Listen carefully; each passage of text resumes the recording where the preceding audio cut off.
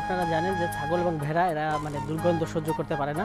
এজন্য আর কি আমরা মাচা আকারে তৈরি করে দিছি যাতে মলমূত্রটা তাড়াতাড়ি নিচে পড়ে যায়।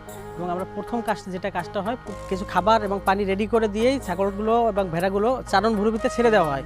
ছেড়ে দেওয়ার পরে এটা একবারে পরিষ্কার করা হয়। পরিষ্কার করে এখানে ডেটল দিয়ে দেওয়া হয় যাতে দুর্গন্ধটা না থাকে। আবার একদম চারণভূমির পরে আবার এসে যখন খাবার দেওয়া হয় আরেকবার পরিষ্কার করা হয়। পরিষ্কার করানোর পরে বিকেলে ছাগলগুলো এখানে এনে আবার ঢুকিয়ে রাখা হয়।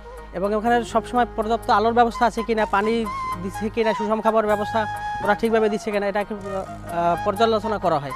এবং প্রতি 15 দিন পর পর এটা ডাক্তার এসে পরীক্ষা করানো হয় যে ছাগলের স্বাস্থ্য ঠিক আছে কিনা বা খাবার পরিবর্তন করতে হবে কিনা।